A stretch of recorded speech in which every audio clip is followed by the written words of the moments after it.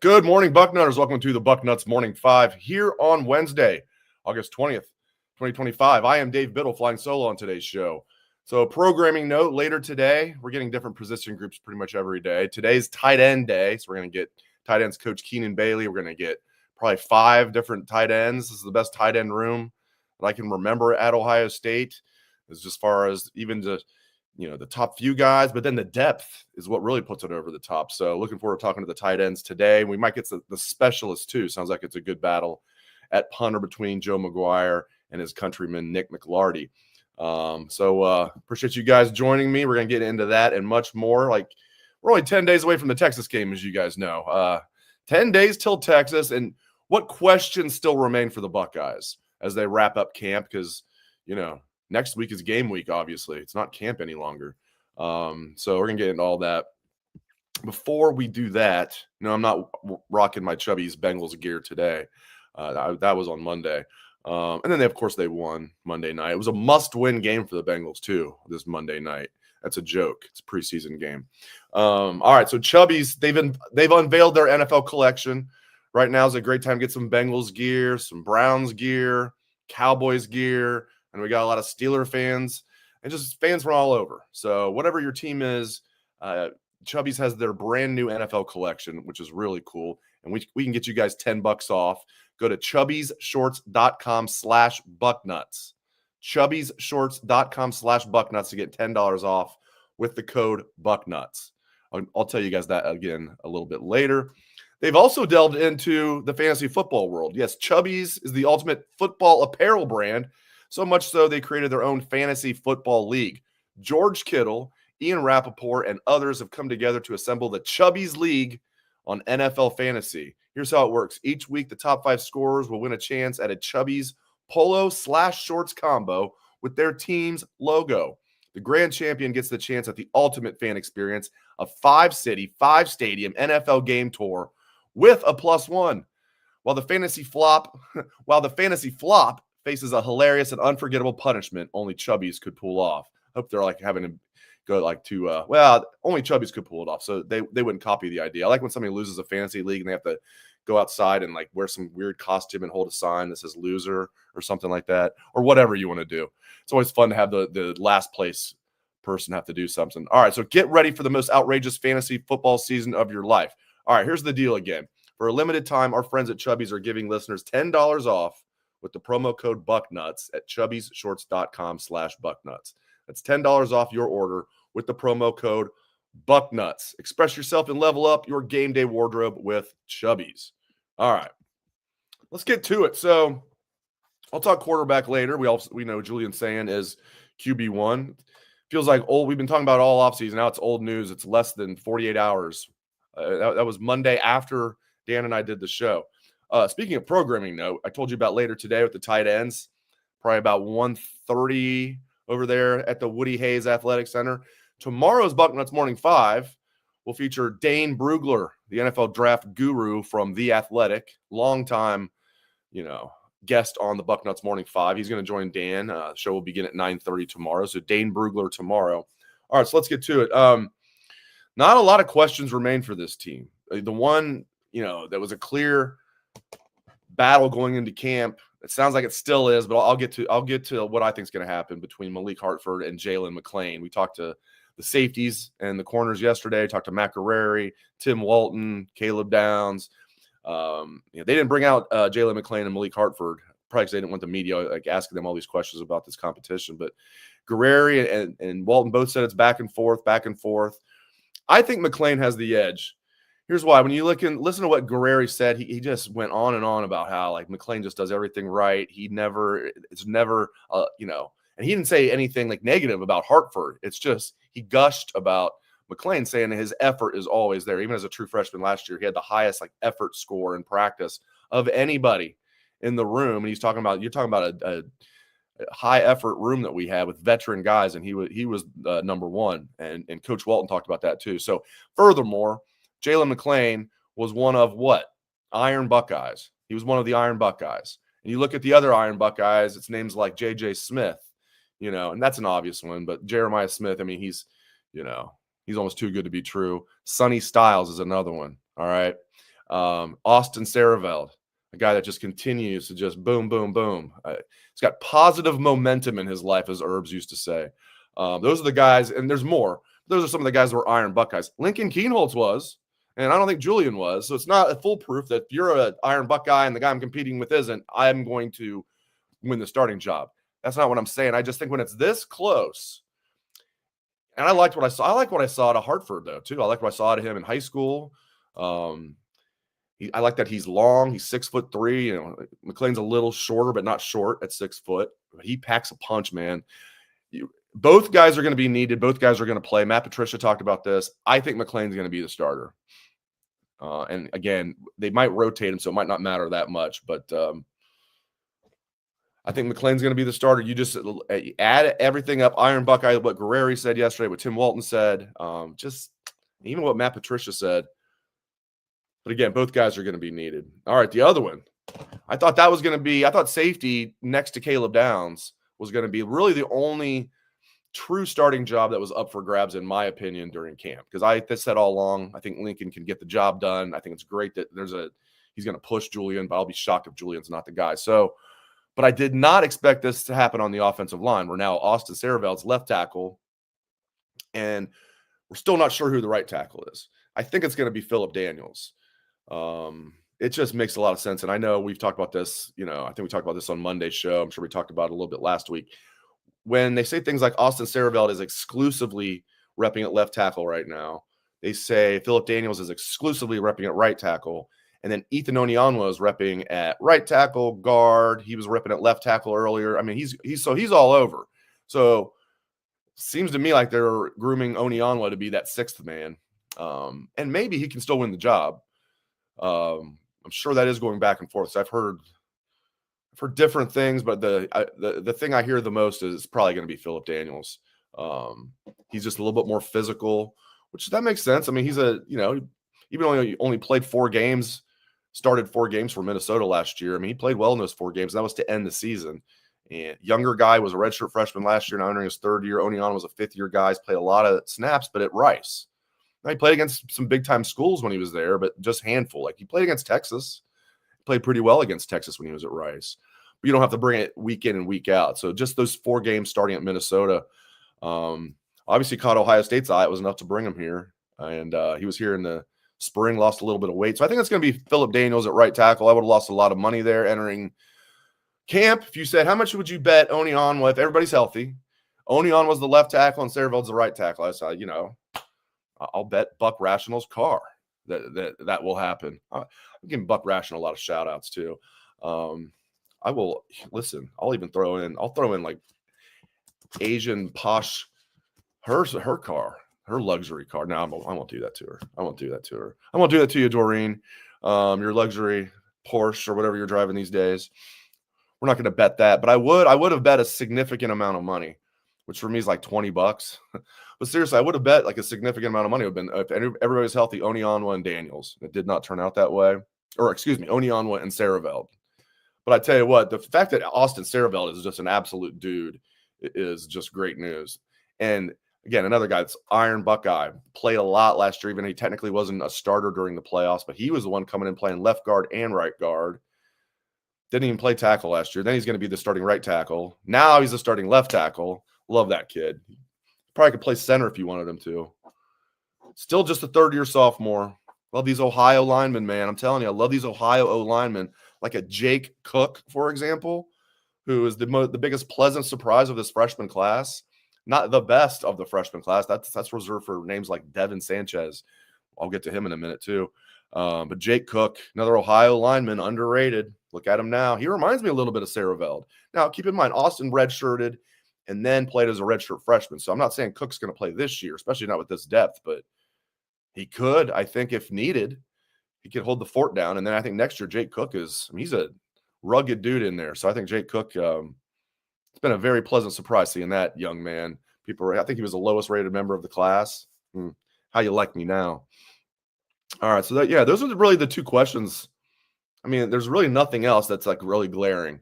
And those aren't like, these are not concerns. I'm not concerned about McLean, Hartford, who's going to win that battle. I think it's going to be McLean, like I said, but I am perfectly fine if it's Hartford. And I like that you have the depth there. And Fahim Delane's another one that's going to add, another freshman that I really like. He's going to add quality depth right away at safety. I think he's going to be on the 2 deep. I also like Inky Jones a lot.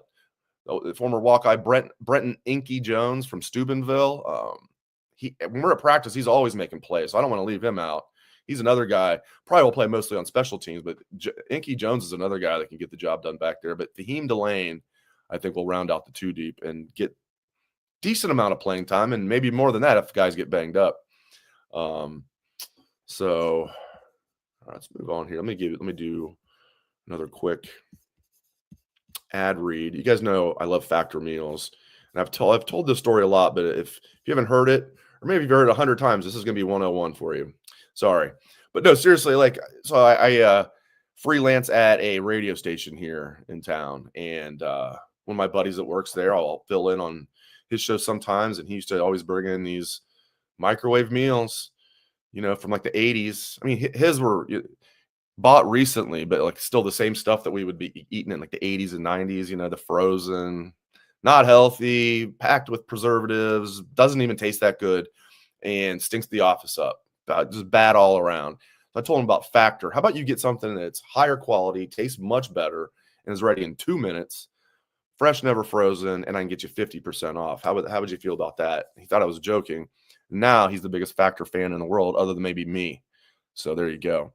I like their grilled chicken and sun-dried tomatoes meal. They got some salmon meals I like. They got a filet mignon meal I like. I love their smoothies.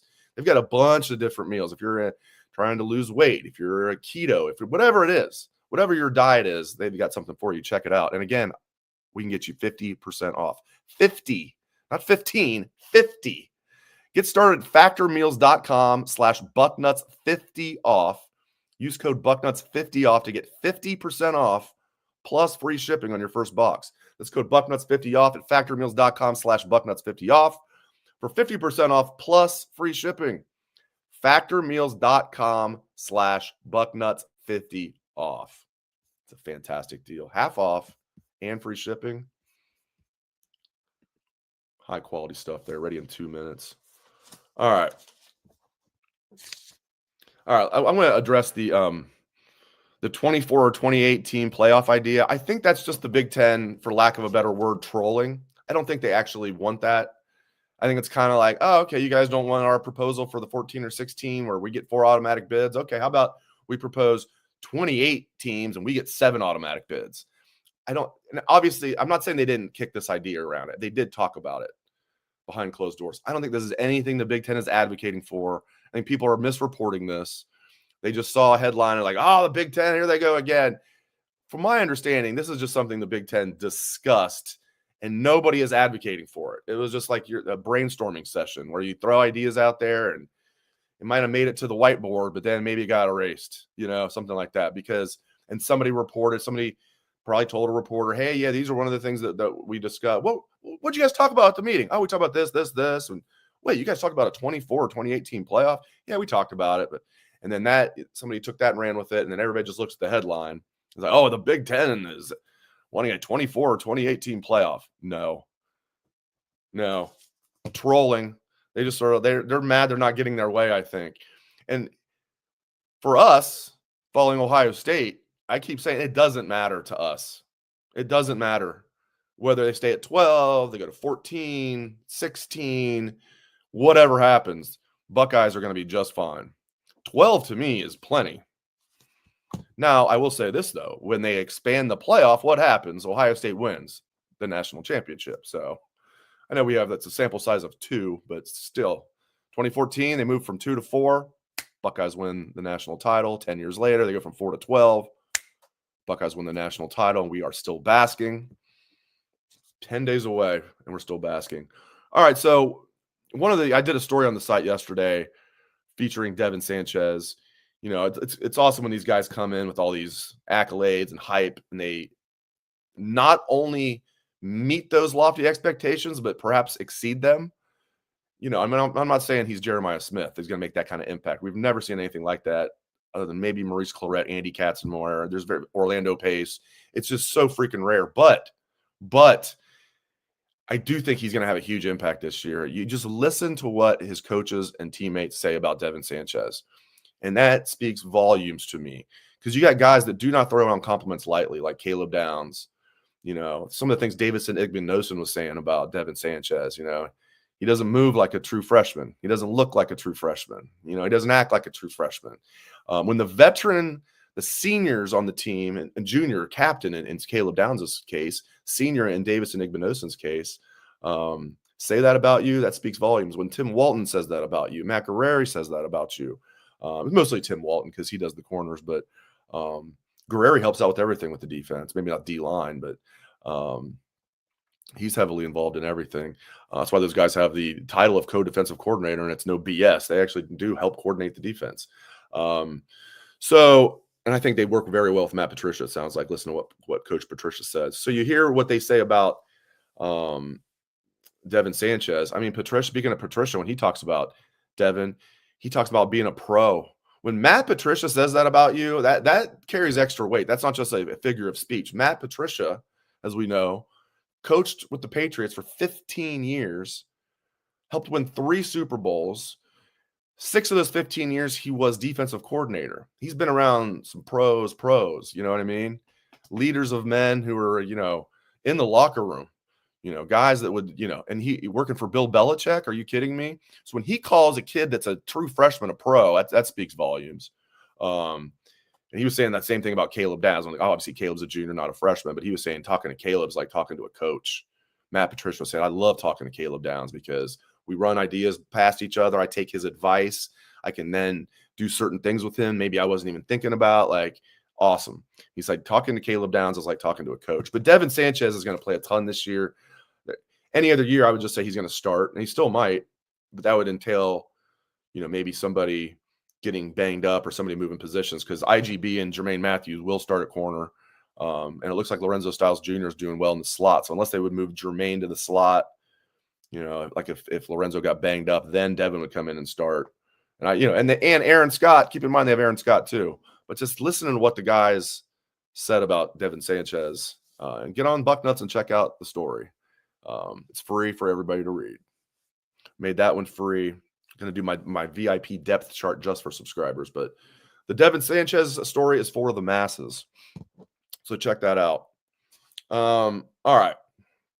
We talked about Faheem Delane already. I talked about Jake Cook. I love that. I love these Ohio linemen that come in. Like, why did they get this 3-star? Look at him now, right? Like, look at Jake Cook 2 years from now. Then you'll really know what I'm talking about. All right, I do want to address the recruiting NIL situation, especially with the Buckeyes losing another one. This one, running back Savion Heiler to our friends up north. I get it. It's all about NIL right now. In Ohio State, they're just not playing the game right now. And they also don't want to give like a ton of money to an unproven high school kid. And you can say, well, he's 5-star. He's not unproven. Yeah, they still are. There's certain guys that they're confident that there's no way they're going to be a bust, like a Jeremiah Smith, like a Devin Sanchez, like an Edric Houston. Those are guys that they've evaluated, they've gotten to know, they know the families. They're just completely convinced that those guys are worth it. But some of these other guys, it's like they're going to just go to the highest bidder, or Ohio State's not going to even match what they're getting. I don't know what this running back's getting going to Michigan. I don't know what he's getting, but I guarantee it's more than whatever Ohio State was telling them, because they're just not playing the game right now. And Michigan, better than anybody, can tell you, why are you worried about the NCAA? Why are you worried about the NCAA? We just cheated our asses off, and they just slapped us on the wrist. Maybe not even that hard. That stung a little bit. It was more like a little love tap on the wrist. So what are you worried about the NCAA for? So I see why you guys are frustrated. I see why you're frustrated. But Ohio State, they were kind of late to the party. I kind of blamed this on Gene at the time, whereas can't blame this one on Gene. I'm surprised Ross is not being more aggressive here. Maybe he will be now.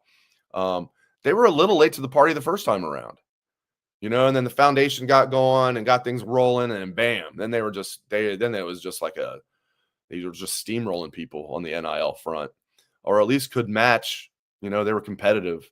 So that's what we're seeing right now. Now, Ohio State's still going to do a great job of taking care of their guys, retaining their guys. It's a proven formula. And they have reason to believe it's a proven formula. They just won the national championship with that formula. So it's frustrating. I understand you guys are frustrated. Everybody on Bucknuts is frustrated with it. I get it. But a couple things here, and this is spin doctoring. But I do believe it, though. I mean, recruiting is not as important as it used to be. We all can agree on that, right? Now, to what degree, that we would not all agree on. But we can agree recruiting is not what it once was, obviously because of the transfer portal. Guys don't have to sit out a year. They can jump in the transfer portal. You can even transfer without even going in the portal, like the kid. Now, you might, if you have an NIL deal, Wisconsin might sue you. The kid that transferred from Wisconsin to Miami, he didn't even go in the portal.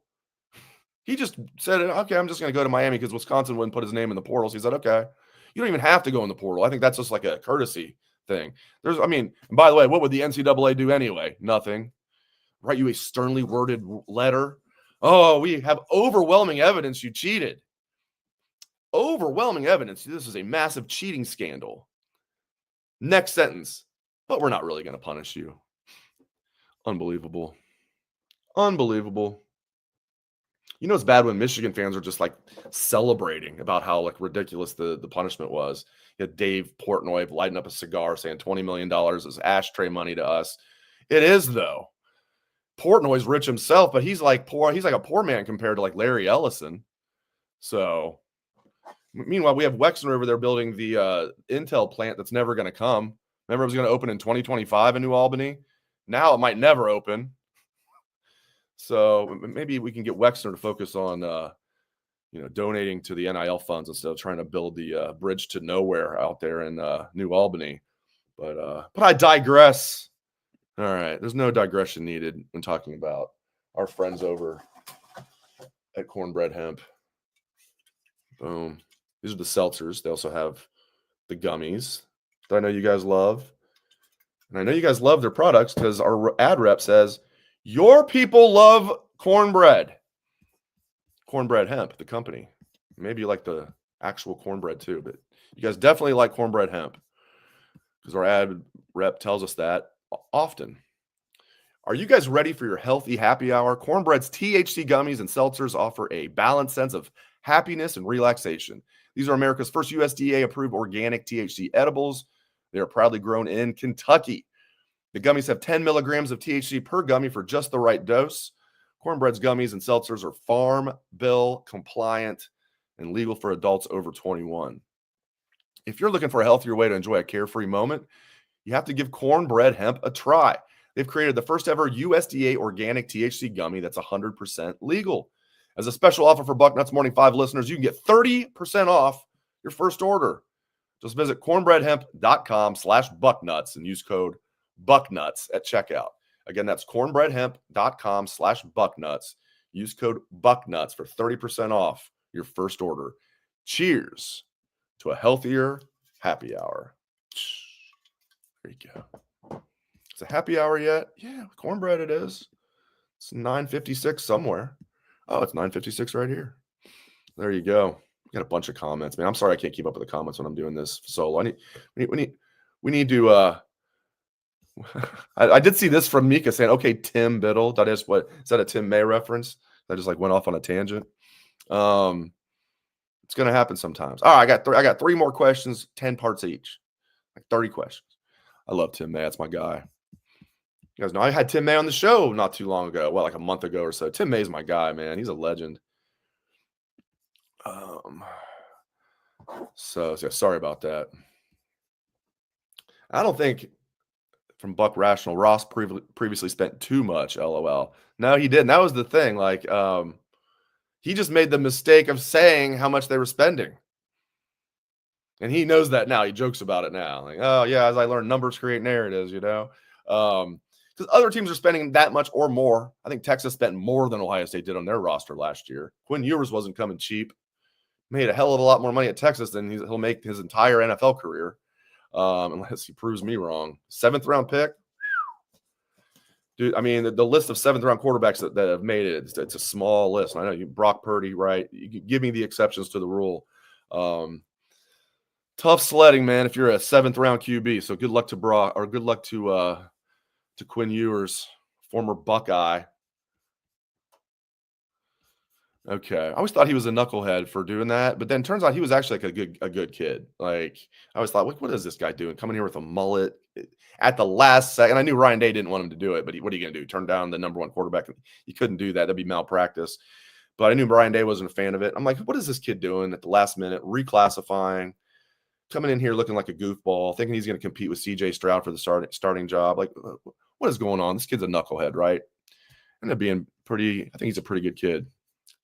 Maybe not as good of a quarterback as people thought. So speaking of the Texas game, Buckeyes favored by 2.5. I love that they're coming in with a little bit of disrespect, though. Not really disrespect. Being ranked third in the AP poll is not really disrespect when you have, even if you're the defending national champs, when you lost 14 NFL draft picks, 2 other guys that typically would have been drafted in G. Scott Jr. and Josh Fryer, but it had one of those years where they said there was just because of sixth-year seniors from COVID and more underclassmen came out this past year than the previous year. Yet it was just a series of events that led to guys like G. Scott Jr. and Josh Fryer being priority free agents instead of being like late picks. But, I mean, you lose 16 guys off that national championship team. So, and you lost some depth pieces. Still don't know why Hero Canoe transferred, speaking of Texas. Although we have heard now, Patrick Murphy talked about this. There's a lot of talk, well, it can't be NIL because if you're on a student visa, you can't collect NIL. I think that they've changed that rule. Or maybe they've just said, who cares? Like, what are you going to do about it? You know? Yeah, we were told now that, or at least Patrick was reporting that he was hearing that Hero did get a better NIL deal. That was the crux of the issue. That was my initial thought, but then it was pointed out, well, you can't get NIL if you're on a student visa. And I'm like, oh, yeah, because even like Zach Edey, when he was at Purdue, couldn't make NIL because he was from Canada. But they must have changed that rule. So Ohio, but I like that Ohio State is third. I think that just gives them a little edge. And I love that the Buckeyes are at home. Didn't play out Buckeyes' favor 20 years ago against Texas at home, but I love that it's at home. I wish it wasn't at noon, but I do like that Ohio State is the favorite, but maybe they can play it up. Even if you don't believe it as a coach, tell your players they're disrespecting you. You guys are the defending national champs. You're third behind Penn State. Penn State's coach is 1-10 against you guys. They get to come to Columbus this year too. They think Texas is better than you guys. Well, you get a chance right away to prove. Everybody has Texas number 1 in the nation. You guys just beat them, and you get them at home. So there you go. The Buckeyes favored by 2.5. We'll give predictions. I know I'm going to pick Ohio State to win the game. I think it's going to be a very, very good game. Very good game. Entertaining. I love that this is the first game of the season. I will predict right now Ohio State's going to win the game, but I think it's going to be a close score. We'll wait for our predictions official when I have J-Book on next Friday. BTA Fridays begin next Friday, or resume, I should say. So, again, we're going to get the tight ends today if you missed it. Tight ends at about 1:30 today. They've yesterday and today, they've pushed practice back a little bit instead of starting at like 9 or 9:30. They're starting like at 11:30. So we'll get the tight ends plus tight end coach Bailey and probably some specialists as well. So some kickers, punters. I know you guys want to hear from the long snapper as well. So we'll get that. But seriously, I am curious about this kicking battle. You know, is this Fielding, is he absolutely wanted over Corville, or is this a good battle? Ryan Day hasn't really talked about that too much. He was asked about the punting job. He said they were confident in Joe McGuire, who was solid last year, but McLarty's made a run. He made a lot of improvements. We know McLarty, if he can put it together, that dude's got a booming leg. He looks like an offensive lineman, a left tackle. He's 6'7", 250. So it's not 6'7" and skinny. He's pretty well put together. So, all right, so tight ends, best tight end room I can remember today. Talking about Max Clare. Will Kazmarek looks great. He was walking off the field the other day. He just looks like a Hulk out there. They call him the best blocking tight end in college football. Now in his second year with the Buckeyes. He can catch the ball a little bit too, Kazmarek can. So you got Jelani Thurman, you got Bennett Christian, you got the young freshman Nate Roberts, who I really like. This tight end room is ridiculous. So looking forward to it. And getting Max Clare was just a luxury item. All right, friends, I appreciate you guys riding along with me here on this edition of the Bucknuts Morning 5. Again, D. Rubes will be with you tomorrow with Dane Brugler, NFL draft guru from The Athletic. I think he's the best in the business. There's a lot of guys that do a great job. I think Dane is the best in the business. Works his tail off and is very good at what he does. So Dane Brugler tomorrow. Keep it locked to Bucknuts today for what the tight ends say and the specialists. And again, Dan will be with you tomorrow with Dane Brugler. Thanks, guys. I really appreciate it. Hope everyone has a great day. I hope you are still basking. Go Bucks.